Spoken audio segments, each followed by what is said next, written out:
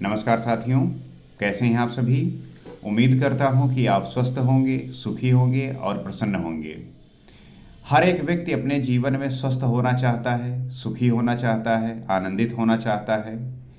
तो उसके लिए आवश्यक क्या है? जैसे आप अगर हेल्दी रहना चाहते हैं, स्वस्थ रहना चाहते हैं, तो उसके लिए क्या आवश्यक है कि आप जो है नित्य योगा करिए, एक्सरसाइज करिए, रनिंग करिए और ध्यान करिए।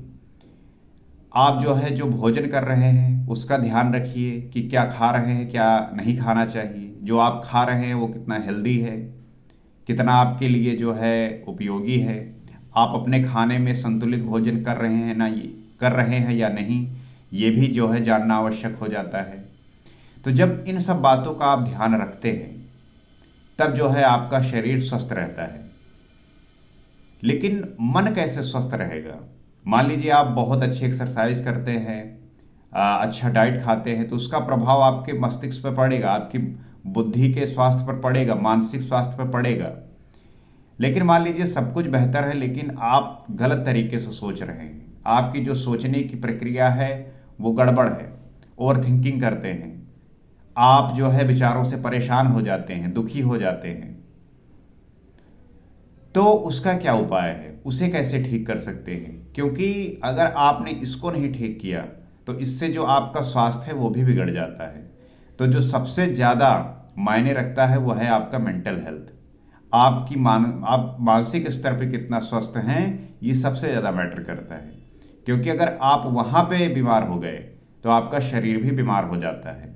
ये धीरे धीरे सबसे पहले आप में तनाव आता है, स्ट्रेस आता है, फिर ये आप में बेचैनी उत्पन्न करता है, एंजाइटी आता है, और फिर जो है ये डिप्रेशन में लेके जाता है, अवसाद जिसे कहते हैं। और फिर जो है ये धीरे धीरे आपके शरीर के अंदर बहुत बड़ी बीमारी जो है उत्पन्न करती है। आप बहुत सारे ऐसे लोगों को देखेंगे जो जीवन में बहुत परेशान हैं, दुखी हैं, और उसके बाद जो है उनके बहुत सारी बीमारियां शुरू हो जाती हैं। तो उसका यही कारण होता है। तो इस वजह से मेंटल हेल्थ को बनाए रखना, मेंटल हेल्थ को अच्छा रखना आवश्यक हो जाता है। और इसमें अगर आप ध्यान करने लगे, अगर भजन करने लगे, ईश्वर के प्रति अपने मन को जोड़ दें, तो वो जो ऊर्जा है वो आपके मेंटल हेल्थ को मजबूत रखती है, आपको जो है स्वस्थ रखती है मेंटल स्तर पे। तो जैसा कि हमने चाणक्य नीति को पढ़ा, उसमें वो सारे नियम बताए गए हैं कि आपको क्या करना चाहिए, क्या नहीं करना चाहिए, क्या बातें हैं। अष्टावक्र गीता को समझा, श्रीमद् भगवत गीता यथार्थ गीता को समझा, और अब जो है हम श्री रामचरितमानस का जो है पाठ कर रहे हैं, राम के चरित्र का गुणगान कर रहे हैं। मैं आप सभी को आमंत्रित करता हूं कि आप इससे जुड़िए, ताकि हम साथ में मिलकर राम के चरित्र का गुणगान कर सकें, स्तुति कर सकें, और उनके गुणों को अपने जीवन में धारण करके अपने भी जीवन को सार्थक बना सकें, यथार्थ बना सकें। और यही जीवन का लक्ष्य होता है हर एक व्यक्ति का, कि वो अपने जीवन में मुक्त हो सके, अपने जीवन में मोक्ष को प्राप्त कर सके, मुक्ति को प्राप्त कर सके।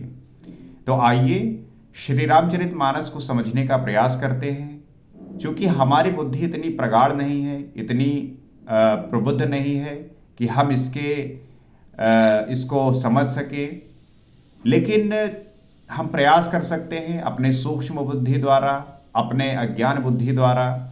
हम राम के चरित्र का गुणगान करते हुए उनके चरित्र के अगर कुछ भी छींटे हम पे पड़ जाएंगे तो हमारा जीवन जो है धन्य हो जाएगा, और हमारे जीवन में आनंद जो है प्रवाहित होगा। तो आइए समझते हैं और जानने का प्रयास करते हैं कि गोस्वामी तुलसीदास जी ने जिस प्रकार से रचना की है उसको समझकर, जानकर अपने को उस उत्कृष्टता पर लेके जाते हैं जहां पे आपके जीवन में सुख और समृद्धि प्राप्त हो। तो गोस्वामी तुलसीदास जी लिखते हैं, राम सुकंठ विभीषण दो, राखे शरण जान सबको, नाम गरीब अनेक निवाजे, लोक वेद बर बिरिद विराजे। गोस्वामी तुलसीदास जी कहते हैं, श्री राम ने सुग्रीव और विभीषण दोनों को ही अपने शरण में रखा। ये सब कोई जानते हैं, ये सभी जानते हैं कि राम ने सुग्रीव और विभीषण को अपने शरण में रखा। राम सुकंठ विभीषण दो, राखे शरण जान सबको। विभीषण और सुग्रीव को जानते हुए उन्होंने अपने शरण में रखा। परंतु नाम ने अनेक गरीबों पर कृपा की। नाम का यह सुंदर विरद लोग और वेद में विशेष रूप से प्रकाशित है। ये तो उन्होंने साक्षात रहते हुए सुग्रीव और विभीषण का कल्याण किया, लेकिन जो उनका नाम है, नाम गरीब अनेक निवाजे, जो उनका नाम है उसने अनेकों गरीबों को जो है वो कृपा बरसाई, वो कृपा जो है किया, जिससे हर एक व्यक्ति जो है उस भक्ति को पा सका, उनके भक्ति के रस का पान कर सका। और ये जो नाम है ये बहुत ही सुंदर विरद लोग और वेद में विशेष रूप से जो है प्रकाशित है। तो नाम का प्रभाव बहुत ज़्यादा है। नाम के प्रभाव से हम भवसागर से पार हो सकते हैं, मुक्ति प्राप्त कर सकते हैं। आगे कहते हैं, राम भालु कप कटक बटोरा, सेतु हेतु शर्म कीम न थोरा। नाम लेत भव सिंध सुखाही, करहु विचार सुजन मन माही। श्री राम जी ने तो भालू और बंदरों की सेना बटोरी और समुद्र पर पुल बांधने के लिए थोड़ा परिश्रम नहीं किया। राम भालु कप कटक बटोरा, राम ने भालू और बंदरों को बटोर कर सेना बनाई और समुद्र पर जो है सेतु हेतु श्रम कीन न थोरा। उन्होंने सेतु बनाई लेकिन उसके लिए परिश्रम नहीं किया। परंतु नाम लेत भव सिंधु सुखाही, परंतु नाम लेते ही संसार समुद्र सूख जाता है। करहु विचार सुजन मन माही, सज्जनगण मन में विचार कीजिए कि दोनों में कौन बड़ा है। कहने का मतलब यह है कि आपके नाम का प्रभाव, ईश्वर के नाम का प्रभाव इतना प्रगाढ़, इतना मजबूत है कि उसके नाम के प्रभाव के सामने बड़े से बड़ा चीज जो है समाप्त हो सकता है। जैसे आप ये मान बैठते हैं कि मेरे जीवन में दुख ही दुख है, हमारे जीवन में संताप ही संताप है, परेशानियां हैं। अगर आपने ये मान बैठे हैं, अगर ऐसा आप सोचते हैं, तो ये जो है आपको और कष्ट देगा, आपको और जो है नीचे स्तर पर लेकर जाएगा, आपको अधम स्थिति पे पहुंचा देगा।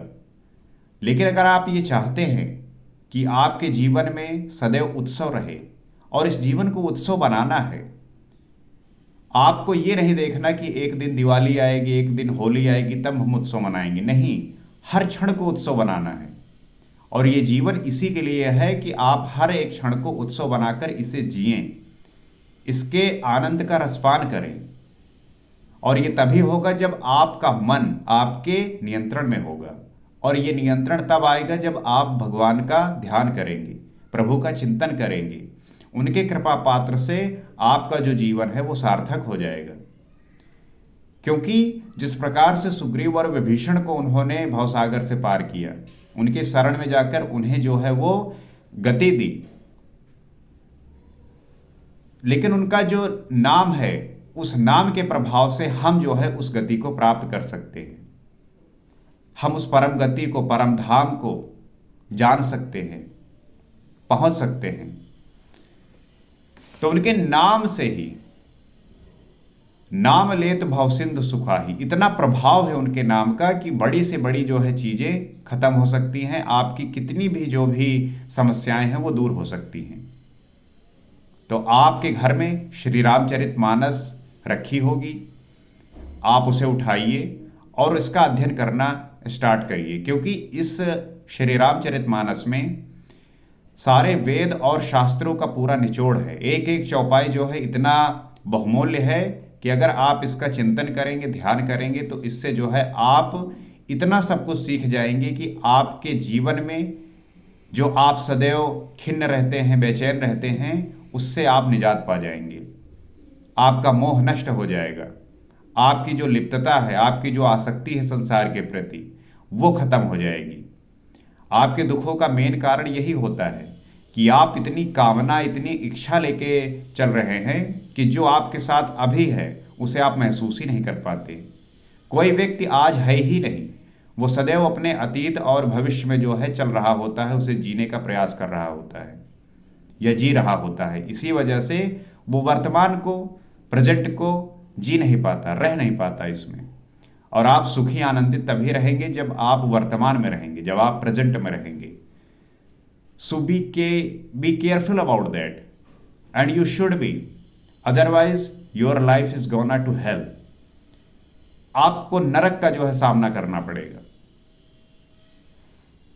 तो आगे कहते हैं, राम सकल रन रावण मारा, सिय सहित निज पुर पगुधारा, राजा राम अवध रजधानी, गावत गुण सुर मुनि बरबानी, सेवक सुमरत नाम सप्रीति, बिनु श्रम प्रबल मोह दल जीती, फिरत स्नेह मगन सुख अपने, नाम प्रसाद सोच नहीं सपने।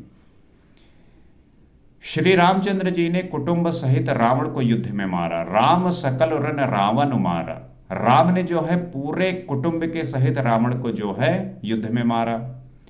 तब सीता सहित उन्होंने अपने नगर अयोध्या में प्रवेश किया। सीय सहित निजपुर पग उधारा, उसके बाद जो है वो सीता के सहित अपने नगर में अयोध्या में प्रवेश किया। अयोध्या आप गए होंगे, इतना रमणीय और मनोहर स्थल है कि वहां जाने के बाद आप सारी चीजें भूल जाते हैं। वहां का जो प्रभाव है वो इतना प्रभावी है कि उस से आप अपने जीवन को बदल सकते हैं। वहां बहती हुई सरयू नदी जो है आपके मन को निर्मल करती है, आपके निर्मल मन को उस स्तर पर लेके जाती है जहां पे आपके मन में आने वाले सारे विकार नष्ट हो जाते हैं। रामलला की जो मूर्ति है उसे देखने के बाद आपके अंतःकरण में जो प्रकाश उत्पन्न होता है वो आपको उस स्तर पर ले जाके छोड़ता है जहां पे आपको होना चाहिए। आप अधम जिंदगी जीते हुए उसको महसूस नहीं कर पाते, इसीलिए जो है आपका बार बार वहां जाने का मन करता है। ये बहुत जरूरी हो जाता है कि आप उस बात को समझ पाएं, और ये आप तभी समझ सकते हैं जब आप होश में रहेंगे। बेहोशी के हालत में आप इस चीज को नहीं महसूस कर पाते। So think about that. राजा राम हुए, अवध उनकी राजधानी हुई, देवता और मुनि सुंदर वाणी से जिनके गुण गाते रहे। राजा राम अवध राजधानी, राजा जो है अवध के राजा हुए, राजा राम। गावत गुणसुर मुनि बरबानी, और सभी जितने देवता मुनि सुंदर वाणी से उनके गुणों का जो है गान करते हैं। सेवक सुमरत नाम सप्रीति, जो भक्त हैं वो प्रेम पूर्वक उनके नाम का स्मरण करते हैं, क्योंकि स्मरण मात्र से बिना परिश्रम किए, बिनु श्रम प्रबल मोह दल जीती, बिना श्रम किए ही मोह की जो प्रबल सेना को जीतकर प्रेम में मगन हुए अपने ही सुख में विरचते हैं। फिरत स्नेह मगन सुख अपने, क्योंकि उनके नाम का प्रभाव इतना है कि उसके प्रभाव से आपका जो श्रम करके आप जो फल प्राप्त करते हैं वो बिना श्रम के ही आप उस स्थिति को प्राप्त कर सकते हैं। कर्म से छुटकारा नहीं मिलेगा, हर किसी को करना होगा, लेकिन ये कर्म जो है ये आराधना के स्वरूप में होगा, ये चिंतन के स्वरूप में होगा, मनन के स्वरूप में होगा। ये यज्ञ करना पड़ेगा, हवन करना पड़ेगा, लेकिन वो यज्ञ हवन ये नहीं कि आपने वेदी बनाया और वहां पे जो है आप यज्ञ कर रहे हैं। मतलब ये है कि आपका जो यज्ञ होगा वो श्वास और प्रश्वास का होगा। इसका जब यज्ञ होगा तब जो है वो फल आपको प्राप्त होगा, तब जो है उसको आप जान पाएंगे। आप प्रयास करिए, आप आंख बंद करिए और जो श्वास जा रही है और जो बाहर आ रही है इस पे आप ध्यान दीजिए। कितना भी अगर आप परेशान हैं, दुखी हैं, आप इस पे ध्यान देना प्रारंभ करेंगे, आपकी सारी चिंताएं मिटने लगेंगी, क्योंकि अब विचार आपके शून्य होने लगेंगे। यही यज्ञ की प्रक्रिया है।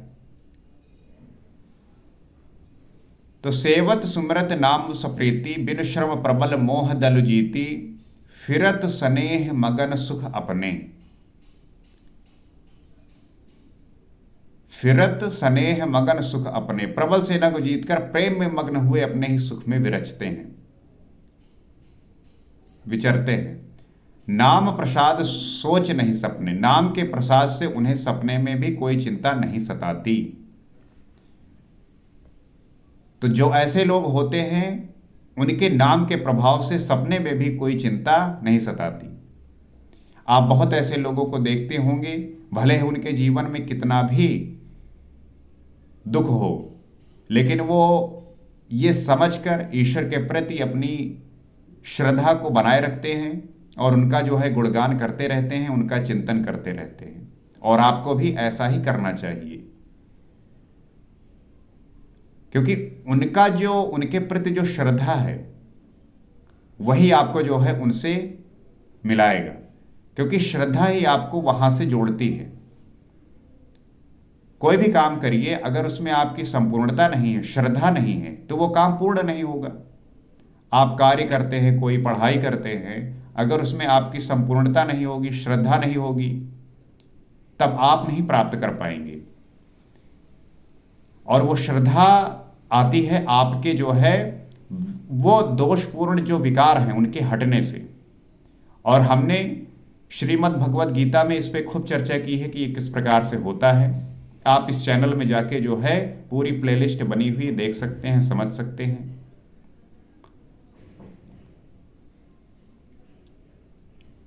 जैसे कि जिसको ये प्राप्त होता है, जिसको ये स्थिति प्राप्त होती है, वो तभी प्राप्त होती है जब उसके पास वो गुण होते हैं, सजाती प्रवृत्तियां होती हैं। जैसे किसी भी चीज के लिए आपको रिक्वायरमेंट की जरूरत, मान लीजिए किसी भी चीज के लिए रिक्वायरमेंट है, तो उसके लिए पहले एलिजिबिलिटी क्राइटेरिया डिसाइड किया जाता है कि आपके पास वो योग्यताएं होनी चाहिए। जैसे किसी नौकरी के लिए पोस्ट निकलती है तो पहले वहां पे आप जब उसका विज्ञापन पढ़ेंगे तो उसमें वो योग्यताएं दी होती है कि आप जो है 18 साल के होने चाहिए, आपने इंटरमीडिएट पास की है या ग्रेजुएशन, उस आधार पे। तो हर पोस्ट के लिए अलग अलग रिक्वायरमेंट आती हैं। तो उसी प्रकार से ईश्वर को भी प्राप्त करने के लिए आपके पास वो एलिजिबिलिटी क्राइटेरिया होनी चाहिए, योग्यताएं होनी चाहिए। तो सबसे पहले तो यही कि आपकी जो भी इच्छाएं, कामनाएं, वासनाएं, ये सब है, इनको नष्ट करना पड़ेगा, इनसे रहित होना पड़ेगा। और जो सजाती प्रवृत्तियां हैं, त्याग, तपस्या, साधना, मनन, चिंतन, ध्यान, ये सब अपने जीवन में लाना पड़ेगा, तब जो है आप वहां तक पहुंच पाएंगे। आपके साथ प्रॉब्लम क्या होती है कि आप विजाती प्रवृत्तियां लेके घूम रहे होते हैं और आप सोचते हैं कि आपको ईश्वर मिल जाए। पाखंड तो सभी करते हैं, और वो पाखंड करने से ना आपको ईश्वर प्राप्त होंगे और आपका जीवन भी जो है नरक में जाता रहेगा, क्योंकि पाखंड से वो और आपको जो है नुकसान करता है। जब तक आप इन बातों को सही तरीके से नहीं समझेंगे, आप जान ही नहीं पाएंगे कि आप कर क्या रहे हैं। तो मैं सभी को यही कहूंगा कि जो है आप अध्ययन करना स्टार्ट करिए। आप जितना पढ़ाई करेंगे, जितना जानने का प्रयास करेंगे, उतना जो है आप चीज़ों को समझ पाएंगे। और पढ़ने का ये मतलब नहीं कि आपने कोई डिग्री प्राप्त कर ली है। ये शिक्षा के स्तर पर नौकरी के लिए डिग्री पर्याप्त होती है, लेकिन सबसे बड़ा जो है वो है समझ, विवेक, विजडम, वह पैदा होनी चाहिए। एक अनपढ़ व्यक्ति भी जो है समझदार और विवेकी होता है, लेकिन वो समझ विकसित हो जाए बस काफी होता है उसके लिए। और श्री रामचरितमानस का पाठ अगर आप नित्य करेंगे तो ये जो है विकसित हो जाएगा। और जो व्यक्ति नहीं पढ़ पा रहे हैं, नहीं समझ पा रहे हैं, तो आप इस चैनल से जुड़ सकते हैं। हमने इस पे जो है डिटेल में चर्चा हम कर रहे हैं, गुणगान कर रहे हैं। आपका साथ मिल जाएगा तो हम आपकी कृपा समझेंगे, और ये जो पाठ है और ये जो गुणगान है ये और प्रभावी हो जाएगा। तो आगे कहते हैं गोस्वामी तुलसीदास जी, ब्रह्म राम ते नाम बड़ बरदायक बरदान, रामचरित सत कोटि मह लिए महेश जिय जानी। इस प्रकार नाम निर्गुण, ब्रह्म और सगुण, राम दोनों से बड़ा है। जो नाम है वो जो निर्गुण हम ब्रह्म की उपासना करते हैं, सगुण जो राम, दोनों राम को सगुण के रूप में उपासना उनकी करते हैं, तो उससे भी बड़ा नाम है। नाम कितना प्रभावी है। यह वरदान देने वाले को भी वर देना वाला है। ब्रह्म राम ते नाम वरदायक वरदान, ये वरदान देने वाले को भी वर देने वाला है। श्री शिव जी ने अपने हृदय में यह जानकर ही 100 करोड़ रामचरित्र में से इस राम नाम को सार रूप चुनकर ग्रहण किया है। तो भगवान शिव जी भी जो है स्तुति करते हैं इस नाम की। तो हम आप क्यों नहीं करेंगे? इस नाम के माध्यम से हम भवसागर से पार हो सकते हैं, हमारा जीवन जो है सार्थक हो सकता है। तो आइए साथ में मिलकर हम श्री राम के चरित्र का गुणगान करेंगे, उनके नाम का ध्यान करेंगे और ये समझ पाएंगे कि उनका नाम अगर इतना प्रभावी है तो हमें व्यर्थ की चिंता नहीं करनी, हमें सदैव उनका चिंतन करना है, उनका ध्यान करना है और वो जो है हमें जो है उस भवसागर से, उन चिंताओं से, उन दुखों से, उन कष्ट से पार दिलाएंगे और हमारे जीवन में सदैव आनंद का रस बहेगा, अमृत की वर्षा होगी। इसी आशा के साथ आज इतना ही। अगले एपिसोड में आपसे फिर मुलाकात होगी। सीताराम।